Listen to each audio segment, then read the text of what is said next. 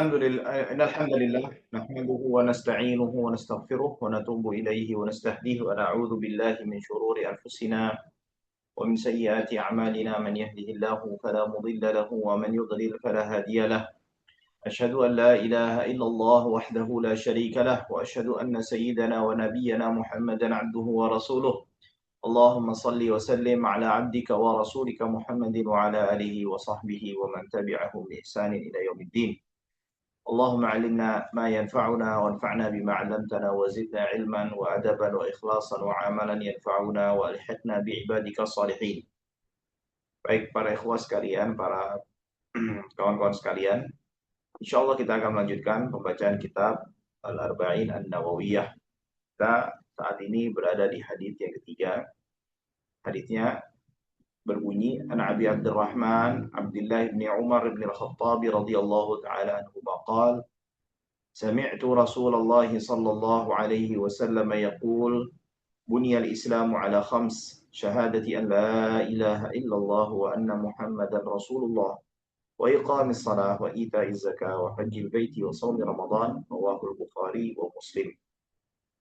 Hadis ini hadis yang ketiga, ya, hadis yang dimana diriwayatkan oleh Al-Imam Al-Bukhari dan juga Imam Muslim dari jalan sahabat Abdullah ibn Umar ibn Al-Khattab radhiyallahu taala anhu. Ya, sebelum kita menjelaskan tentang isi daripada hadis ini, baiknya kita untuk mengenal terlebih dahulu sekelumit biografi daripada sahabat yang mulia Abdullah ibn Umar ibn Al-Khattab radhiyallahu taala anhu. Beliau adalah Abdullah ibn Umar ibn Khattab, anak daripada Sayyidina Umar ibn Khattab as-Sahabi, ya, yang meriwayatkan hadis yang sebelumnya yaitu hadis Jibril.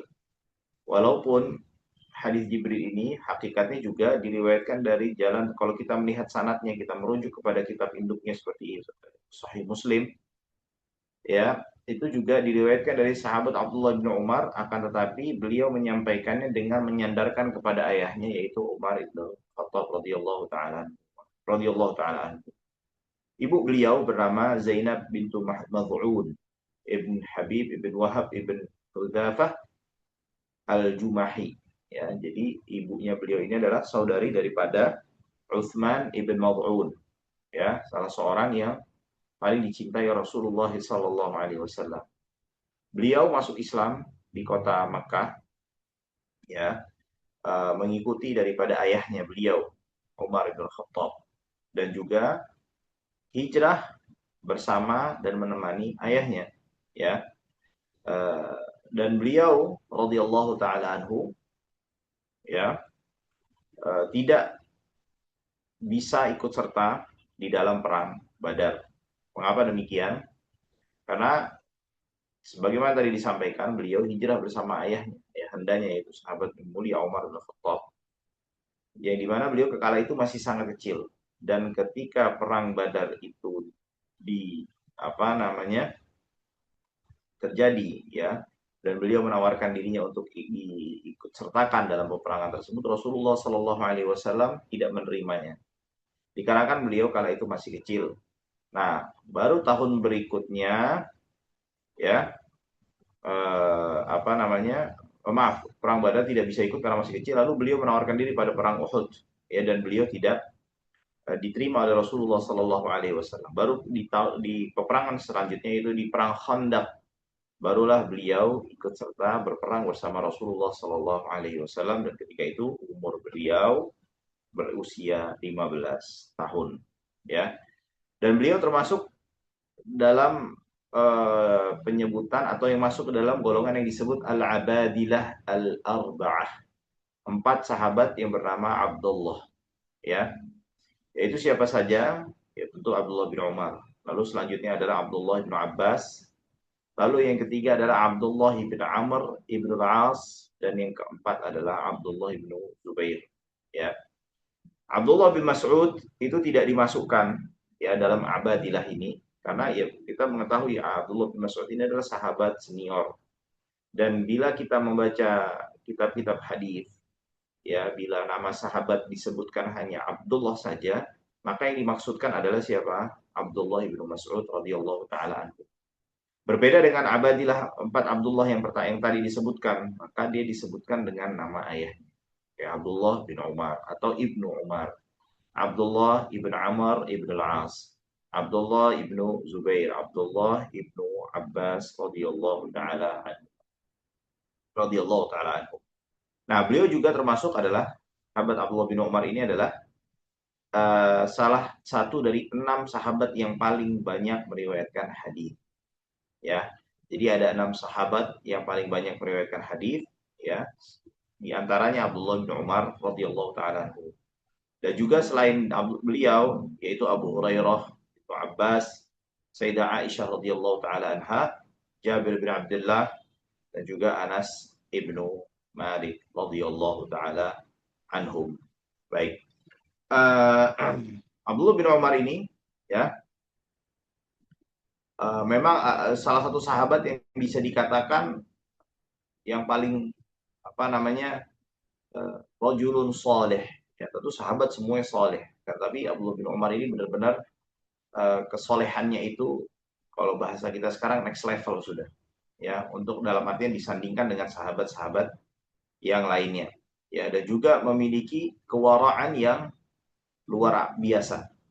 Ya, sampai-sampai Tawus Ibn Kaisan, salah seorang muridnya Ibnu Abbas radhiyallahu taala mengatakan, "Ma ra'aitu rajulan awra'a min Ibnu Umar." Saya tidak pernah melihat seorang yang lebih wara' daripada Abdullah bin Umar. Ya. Dan juga Sa'id bin Musayyib ya berkata, "Lau kuntu syahidan li ahadin min ahli ilmi annahum min ahli jannah la syahidtu li Abdullah bin Umar." Kalau sekiranya saya bisa untuk memberikan persaksian, atau kalau saya sekiranya mau memberikan persaksian bahwasannya dari kalangan ahli ilmu sahabat yang termasuk atau kalau bisa kita mau mengatakan ahli ilmu yang ahli surga itu siapa? Ya Abdullah bin Umar.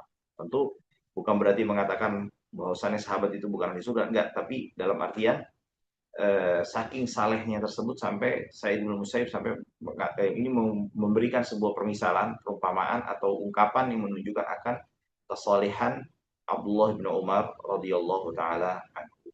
Ya. Bahkan juga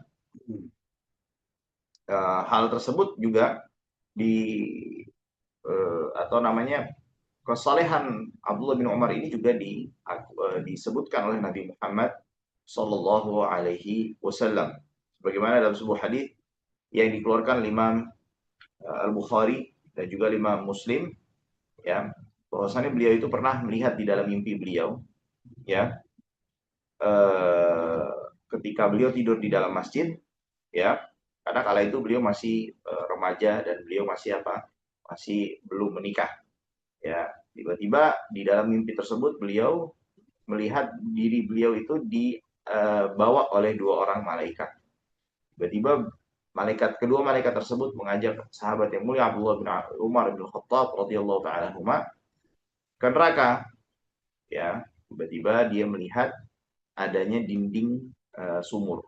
Ya, kita tahu kan sumur itu kan di atas sumur itu ada dinding yang mengitari seperti itu ya. Lalu di dalam sumur tersebut beliau melihat ya manusia orang-orang ya yang dimana beliau banyak atau melihat orang-orang yang beliau kenal di dalam sumur tersebut yang sedang disiksa di dalam neraka tersebut. Lalu Abdullah bin Umar mengucapkan ketika melihat kepada di dalam sumur tersebut, "A'udzubillah minan nar. A'udzubillah minan nar." Aku berlindung kepada Allah Subhanahu wa taala daripada api neraka. Lalu kedua malaikat tersebut mendatangi Abdullah bin Umar atau Abdullah bin satu orang malaikat mendatangi 2 malaikat yang menemani Abdullah bin Umar tersebut. Lalu beliau malaikat tersebut mengatakan, "Lan tura', kamu tidak akan dibuat menjadi takut." Ya. Lalu kisah yang apa yang dilihat oleh Abdullah bin Umar di mimpi tersebut diceritakan kepada Rasulullah sallallahu alaihi wasallam. Lalu Rasulullah sallallahu alaihi wasallam mengatakan, "Ni'mar rajulu Abdullah." Sebaik-baiknya pria laki-laki itu adalah Abdullah, maksudnya Abdullah bin Umar bin Khattab. Lau kana yusalli minal lail, kalau sekiranya beliau mendawamkan suka melakukan sholat malam. Lalu Kata Abdullah, setelah itu beliau sangat sedikit melakukan tidur, artinya memperbanyak melakukan sholat malam. Dan juga di dalam hadisnya yang lain, ya, disebutkan Abdullah bin Umar ini pernah melihat di dalam mimpinya, ya, ketika beliau dimasukkan ke dalam surga. Lalu, tidaklah ketika beliau melihat surga, tidak surga tersebut, beliau menunjuk ke suatu tempat, melainkan beliau dibawa ke tempat tersebut. Menunjuk suatu tempat lain lagi, dibawa ke tempat tersebut. Lalu cerita tersebut atau mimpi tersebut diceritakan kepada Rasulullah Sallallahu Alaihi Wasallam. Lalu Rasulullah Sallallahu Alaihi Wasallam bersabda, Inna akhaki, ya, ketika itu diceritakan oleh Hafsah, Sayyidah Hafsah, salah seorang istri Rasulullah Sallallahu Alaihi Wasallam yang dimana saudari daripada Abdullah. Lalu Rasulullah mengatakan, Inna akhaki rajulun saleh, saudaramu tersebut adalah laki-laki yang saleh. Lalu di dalam riwayat lain, Inna Abdullahi rajulun salihun, Abdullah itu adalah laki-laki yang saleh. Nah, di antara yang menunjukkan akan kesalehan Abdullah bin Umar itu adalah di mana beliau ini termasuk seorang atau sahabat yang dermawan. Di antara hal yang menunjukkan akan tingginya kedermawanan sahabat yang mulia Abdullah ibnu Umar bin Khattab radhiyallahu taala anhum, ya, beliau memiliki seorang hamba sahaya perempuan yang namanya Rumaithah, ya, Rumaithah.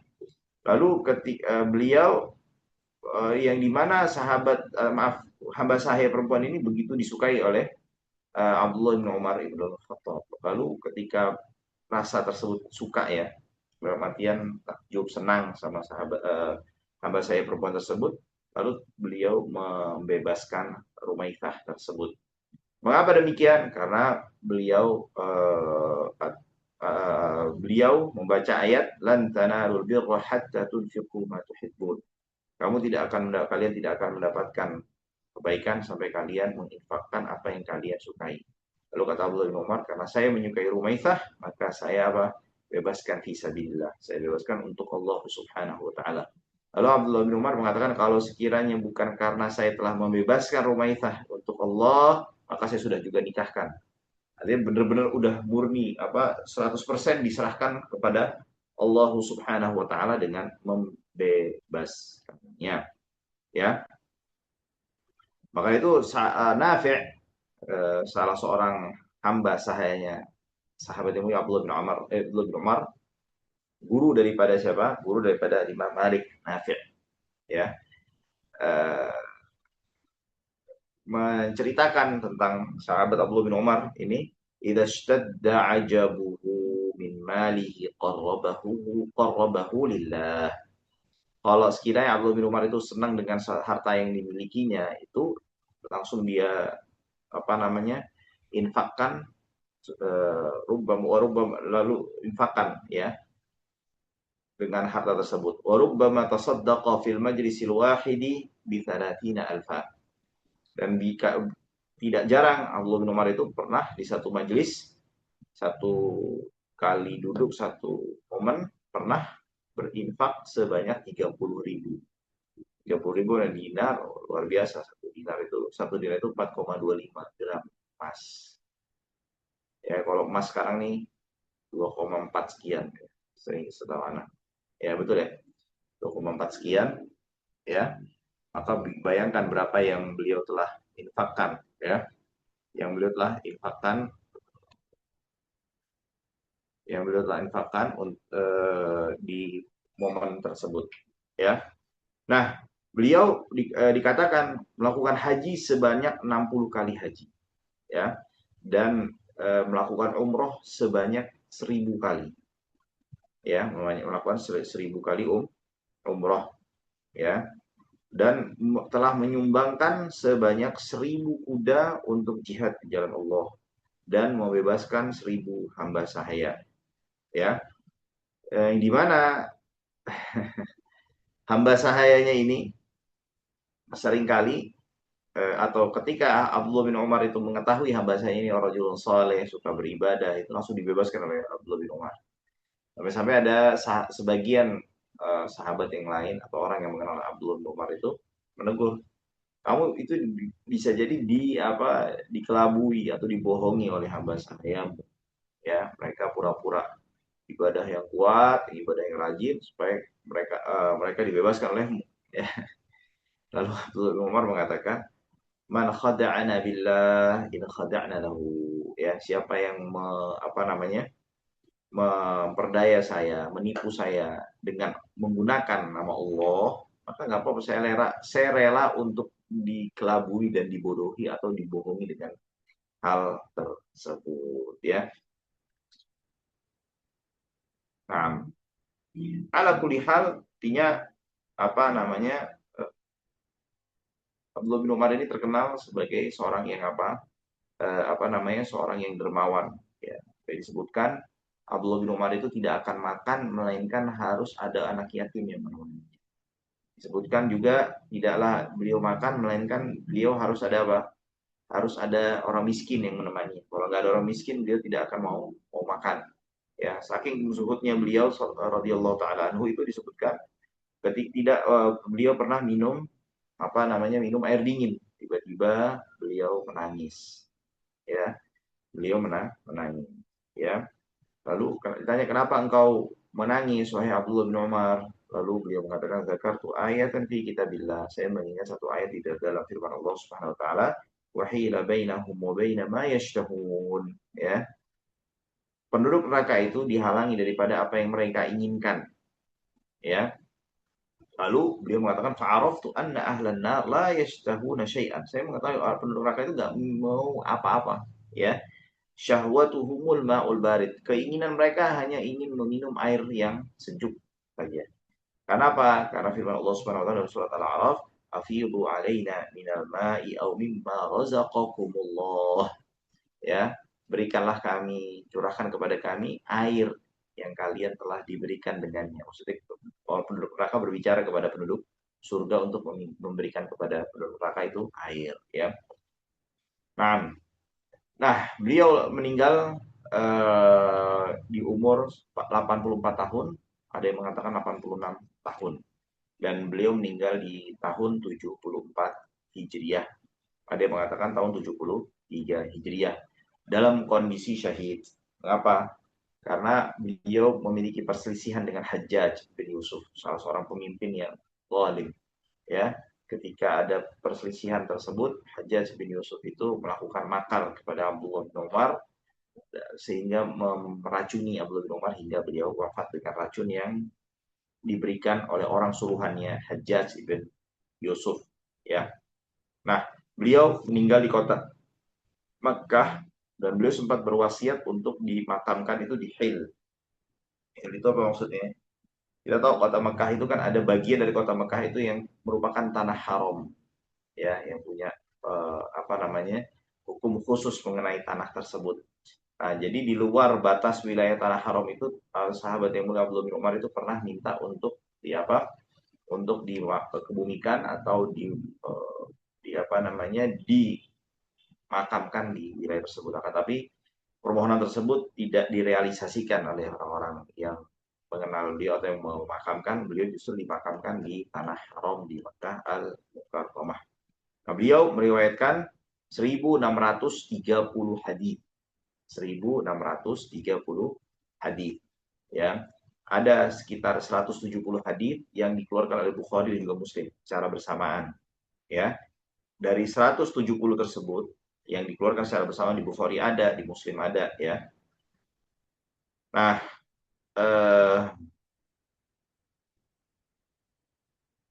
Bukhari meriwayatkan hanya cuma Bukhari saja, artinya tidak diriwayatkan Muslim, itu 80 hadis. Muslim meriwayatkan 31 hadis yang tidak dikeluarkan di kitab-kitab yang lainnya. Baik, itu sekelumit tentang siapa Abdullah bin Umar bin Al-Khattab radhiyallahu taala anhu. Baik, lanjutan hadisnya. Beliau berkata, sami'tu Rasulullah sallallahu alaihi wasallam. Saya mendengar Rasulullah sallallahu alaihi wasallam bersabda, "Bunyal Islamu ala khams." Ya, Islam itu dibangun di atas 5 pilar. Jadi di sini Rasulullah Shallallahu Alaihi Wasallam memberikan perumpamaan Islam itu seperti layaknya sebuah bangunan agar mudah untuk dipahami. Yang dimana bila pilar tersebut tidak diperhatikan atau ditinggalkan, ya tidak dikerjakan atau tidak ditegakkan, itu akan menyebabkan bangunannya menjadi tidak sempurna, bahkan bisa menjadi roboh dan hancur. Ya, ala khamsin, ya.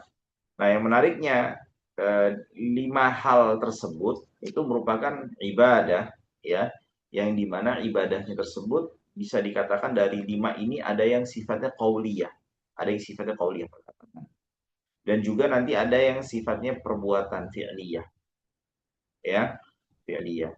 Nah, perbuatan fi'liyahnya ini ada yang perbuatannya bentuknya dengan meninggalkan, ya, perbuatan meninggalkan. Ada yang dengan perbuatan, kita mengerjakan sesuatu dengan tubuh kita. Nah, yang dengan mengerjakan dengan tubuh kita ini, ada yang sifatnya badaniyah, murni dengan tubuh kita, ada yang dengan harta, artinya dengan kita mengeluarkan harta yang kita miliki, ada yang kombinasi dengan keduanya. Apa saja itu? Baik, tadi kita akan ketahui. Yang pertama adalah syahadati la ilaha illallah Muhammad abduhu wa rasuluh. Beriman atau bersaksi, melakukan persaksian bahwasanya tiada Tuhan selain Allah Subhanahu wa taala, dan mengakui Rasulullah Shallallahu alaihi wasallam Muhammad itu sebagai nabi, hamba dan utusan Allah Subhanahu wa taala. Ya. Mengapa hanya sekedar beriman pada Allah, ya, artinya syahadat, ya. Bukankah syahadat di hadis Jibril itu, ya, konsekuensi dari syahadat atau makna dari syahadat itu juga ada di rukun iman. Rukun iman kan, rukun iman tuh iman kepada Allah, iman kepada apa Rasul, ya, ya, ya, di mana apa namanya, iman kepada Allah dan Rasul, apa, syahadat ini merupakan seperti halnya kunci untuk kita bisa melakukan rukun-rukun iman, maaf, rukun-rukun Islam berikutnya. Nah, kita tahu nanti rukun Islam setelahnya adalah sholat. Bisa nggak seseorang yang tidak beriman kepada Allah, yang belum masuk Islam, itu bisa melakukan sholat? Enggak. Untuk bisa dia atau sah sholat yang dia kerjakan, dia harus apa? Bersaksi, bersyahadat terlebih dahulu. Maka syahadat la ilaha illallah Muhammad Rasulullah sallallahu alaihi wasallam itu seperti kunci, ya. Nah, kan tapi pertanyaan, kenapa tidak menyebutkan rukun Islam, rukun iman yang lainnya? Billah, malaikati wa kutubihi wa rusulih. Ya, malaikat, kitab-kitab, rasul-rasulnya, dan hari kebangkitan, dan qada dan qadar. Karena hanya dengan beriman kepada Allah dan hanya beriman kepada Rasul mengharuskan untuk beriman kepada para malaikat, beriman kepada kitab-kitab, beriman kepada hari kiamat, dan qada dan qadar. Jadi cukup dengan 2 ini aja. Jadi penyebutan pertama ada syahadat, karena kenapa? Seorang tidak akan bisa beribadah, amaliyah badaniyah, ataupun dengan hartanya, ya, atau perbuatan ibadah dengan tubuhnya, anggota badannya, ataupun dengan hartanya, itu tidak akan bernilai dan sah kecuali setelah dia syahadat, ya. Nah, pertanyaannya, kenapa syahadatnya hanya la ilaha illallah Muhammad Rasulullah sallallahu alaihi wasallam? Kenapa tidak ditambahkan rukun iman? Sedangkan rukun iman itu ada 6, ya. Karena dengan beriman, mengakui ketuhanan Allah dan kerasulan Nabi Muhammad SAW mengharuskan seseorang untuk beriman kepada para malaikat, beriman kepada kitab-kitab, beriman kepada hari kiamat, dan hari dan takdir Allah Subhanahu wa taala. Ya. Lalu selanjutnya adalah wa iqamis shalah, menegakkan salat. Ya, ini adalah syahadat yang kedua. Ya, bahkan ini adalah sebaik-baiknya ibadah badaniyah. Nah, syahadat itu adalah ibadah apa? Ibadah qauliyah. Ibadah qauliyah. Nah, sedangkan iman yang tadi disebutkan di rukun iman yang di hadis yang sebelumnya itu adalah ibadah qalbiyah, ya, ibadah qalbiyah, ya. Baru setelah itu dengan perkataan, yaitu apa namanya, syahadat la ilaha illallah. Wa iqamis shalah itu adalah perbuatan anggota tubuh, dan ini adalah ibadah yang terbaik yang dilakukan oleh tubuh kita, yaitu melaksanakan sholat. Nah, para pendengar sekalian, ya, di sini ada yang menarik.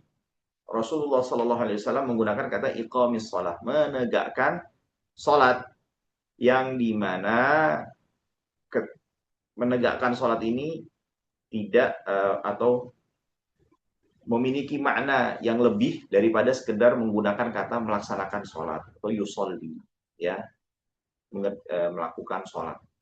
Menegakkan sholat di sini artinya apa? Dia diharuskan juga melaksanakan, ya, memenuhi setiap syarat dan rukunnya. Ya, setiap syarat dan juga rukunnya. Jadi bukan hanya sekedar sholat saja, tapi dia harus perhatikan mana yang jadi rukun, mana syaratnya, sunnah-sunnahnya, seterusnya harus dia kerjakan, dia lakukan. Artinya seseorang tidak akan bisa dikatakan iqamis sholat kalau dia tidak memiliki ilmu tentang sholat. Jadi seseorang kalau dia mau dikatakan iqamis sholat, menegakkan sholat, maka dia harus memiliki ilmu tentang sholat. Semakin dalam ilmu dia tentang sholat, semakin baik pula lah dalam menegakkan sholat. Ya. Lalu selanjutnya adalah wa ita'iz zakah, menunaikan zakat. Ini setelah yang kedua adalah setelah melaksanakan sholat adalah menunaikan zakat. Ya, zakat ini adalah merupakan salah satu ibadah madiyah, ibadah yang menggunakan harta yang terbaik. Ya, yang dimana sampai-sampai dalam sebuah hadis, ya, disebutkan apa namanya,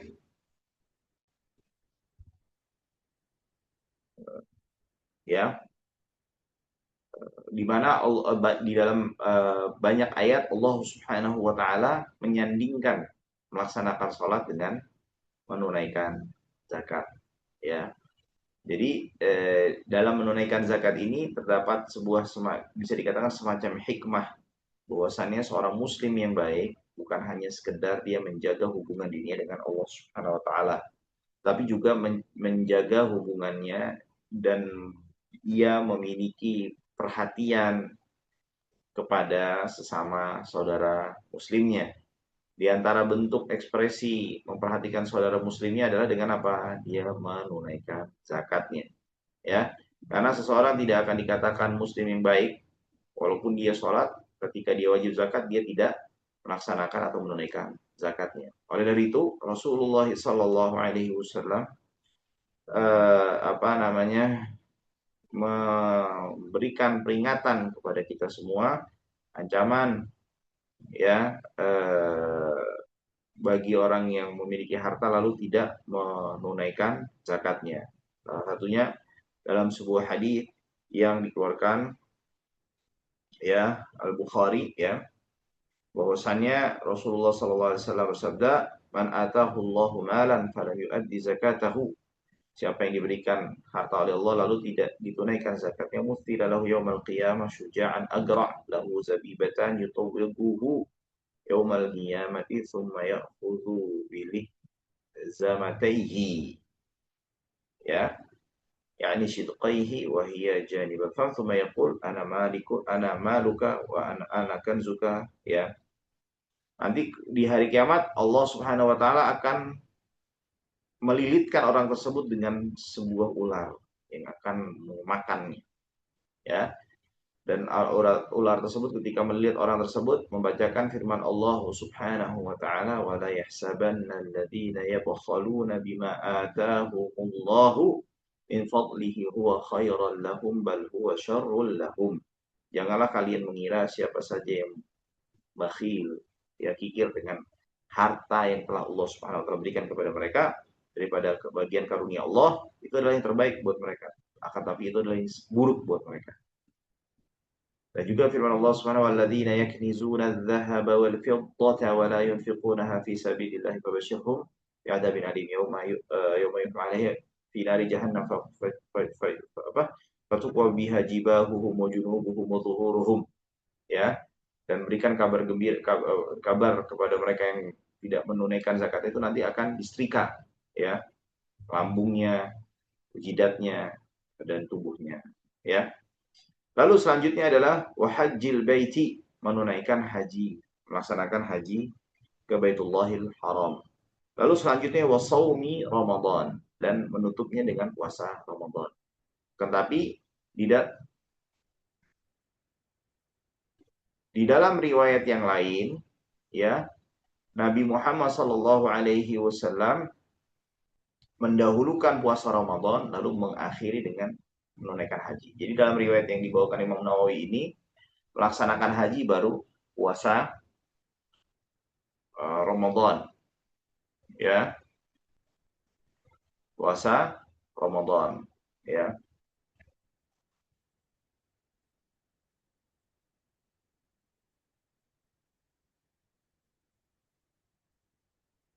Mengapa demikian? Ya, karena ya,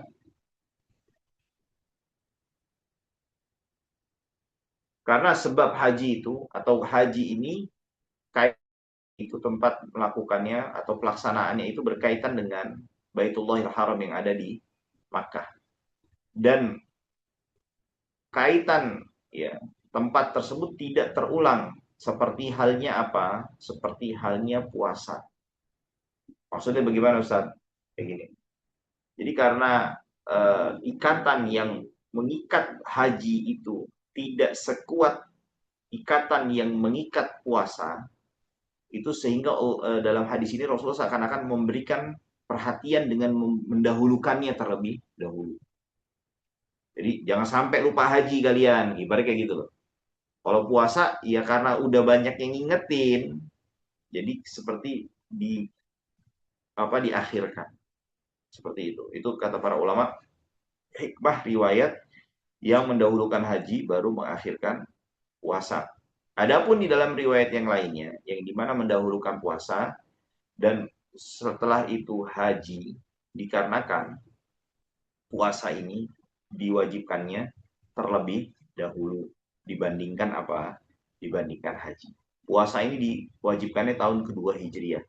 Sedangkan haji diwajibkannya tahun ke-6 Hijriah. Tahun ke-6 Hijriah. Sehingga karena kewajiban puasa ini diberlakukan terlebih dahulu sehingga didahulukan di dalam penyebutan di dalam riwayat tersebut. Baru setelah itu ibadah haji. Ya.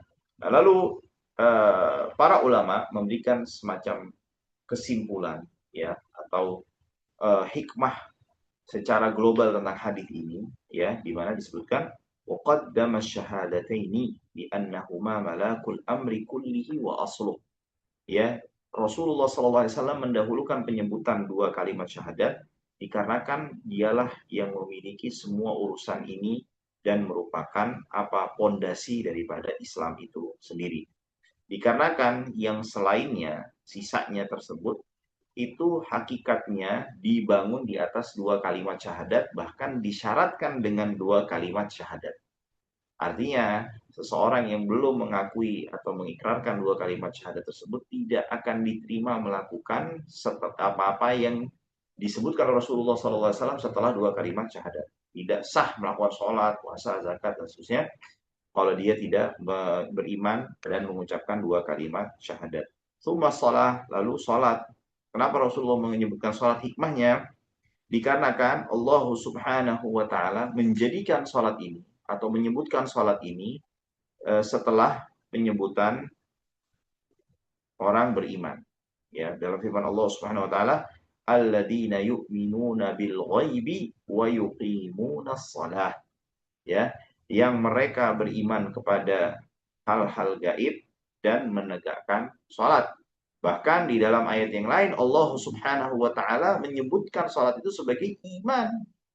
Jadi konsekuensi dari keimanan dia dengan isi daripada syahadatain mengharuskan dia untuk menegakkan sholat. Ya, seperti itu. Lalu ketika dan juga dikarenakan sholat ini tiangnya agama, pilarnya agama, dan bahkan para ulama mengatakan hukuman seseorang ya yang tidak melaksanakan sholat itu harus dibunuh. Ini menurut pendapat jumhur. Hanya saja sebab dibunuhnya kenapa? Karena meninggalkan kewajiban sholat itu sendiri kah? Atau karena dia telah kafir disebabkan karena dia meninggalkan sholat itu nanti ada perbedaan di dalam masalah fikih. Ala kulli hal, lalu selanjutnya Rasulullah SAW melanjutkan dengan penyebutan zakat karena zakat ini adalah satu ibadah yang sering atau banyak disandingkan oleh Allah Subhanahu wa taala di dalam banyak ayatnya di dalam Al-Qur'anul Karim. Ya. Jadi nggak pas saja kalau Allah menyandingkan sholat dengan zakat atau Islam nggak dibangun di atas zakat itu sendiri. Ya, dan juga hikmahnya wallahu alam karena begini, Islam ini adalah sebuah atau agama ajaran yang sempurna, mencakup mengurus segala hal segmen kehidupan kita. Nah, Islam ini tidak akan kuat dan tidak akan menjadi rahmat ya kalau tidak adanya ya tolong menolong, saling memperhatikan satu sama lainnya di antara para pengikutnya. Nah, di antara bentuk konkret daripada tolong menolong tersebut adalah dengan melaksanakan zakat. Kalau nggak ada zakat, gimana yang orang-orang yang muslimin yang kekurangan ya seakan-akan ya udah saudara-saudara tidak pernah memperhatikannya dan mengacuhkannya dan melihat bahwasannya agama ini tidak akan memperhatikan nasib mereka yang dalam kesulitan ya sebagai bentuk ini hikmah ya Allah alam ya sebagai bentuk kesempurnaannya maka zakat ini disandingkan dengan apa dengan sholat ya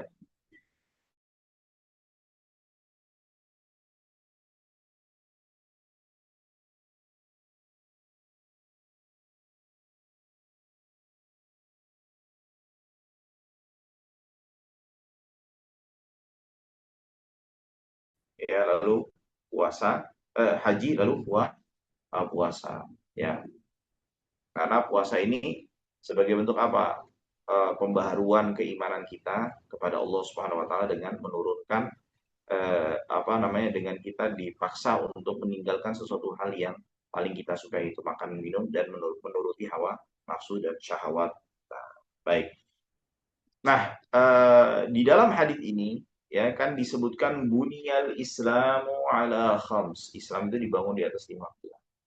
Sepertinya zahirnya itu menunjukkan bahwasanya seseorang yang tidak melakukan keseluruhan dari atau salah satu daripada 5 pilar tersebut menjadikan dia keluar seperti meruntuhkan keluar daripada Islam dikarenakan seperti halnya dia meruntuhkan sebuah bangunan. Artinya menjadikan bangunan yaitu keimanan dia, keislaman dia itu menjadi tidak ada. Tapi tidak demikian adanya. Tidak demikian adanya. Ya, tidak demikian. Tidak akan dikatakan dikarenakan sebabnya dia sholat. Karena malas-malasan ya, bukan karena dia mengingkari kewajiban. Tidak dikatakan sebagai orang kafir tersebut. Dan seterusnya dan seterusnya. Maka para ulama menjelaskan seakan Islam itu bila kalau diberikan apa namanya gambaran sebuah bangunan, syahadat itu adalah pondasinya. Sedangkan yang 4 sisanya buat sholat, zakat, puasa, haji itu bagaikan pilar yang menopang apa atapnya. Ya, salah satu dari pilar tersebut runtuh itu tidak akan menyebabkan apa? Menyebabkan atap atau bangunan itu hancur. Ya, berbeda halnya ketika apa? Ketika rusaknya itu atau hancurnya di mana di pondasinya itu akan menyebabkan semua bangunan yang ada di atasnya yang dibangun di atasnya itu menyebabkan akan untuk menjadi apa? Menjadi runtuh. Jadi artinya kembali lagi seseorang tidak dikatakan keluar daripada agama Islam hanya karena dia meninggalkan sholat, hanya karena dia meninggalkan atau tidak menunaikan zakat, hanya karena dia tidak melaksanakan haji dan tidak berpuasa. Ya, baik. Eh, Hadis ini diriwayatkan oleh Al Bukhari di dalam kitab Al Iman dan juga Tafsir dan juga Imam Muslim di dalam kitab Iman dan juga Haji. Wallahu alam bishawab. Insyaallah di pertemuan yang akan datang kita akan masuk hadis yang keempat, hadis daripada Abdullah bin Mas'ud radhiyallahu taala anhu. Wallahu a'lam bishawab.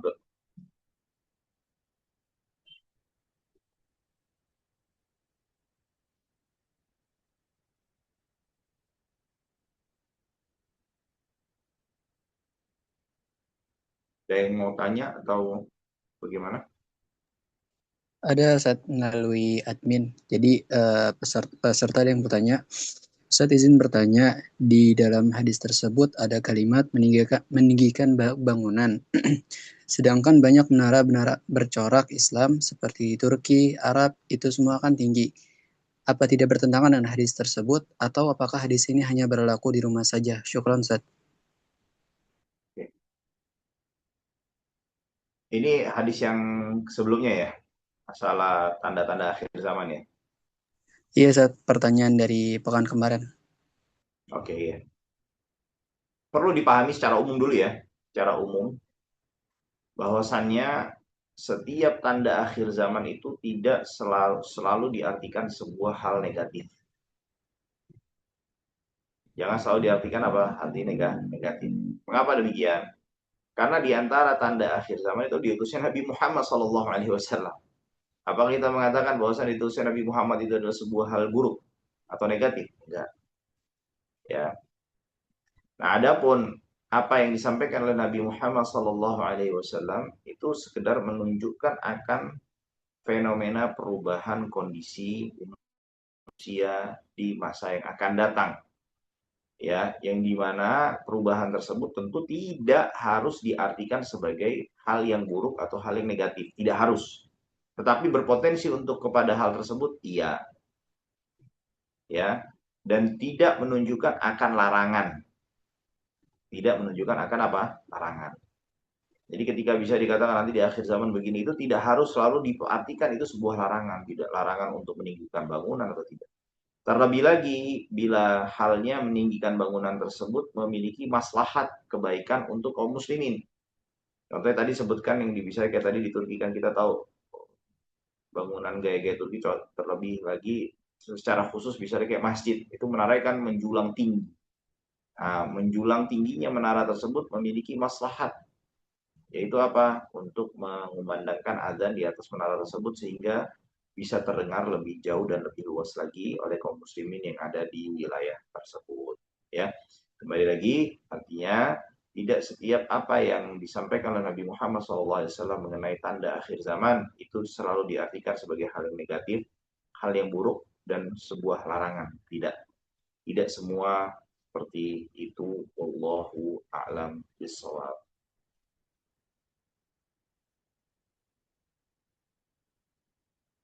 Ada lagi? Mungkin dari peserta yang lain ada yang ingin ditanyakan?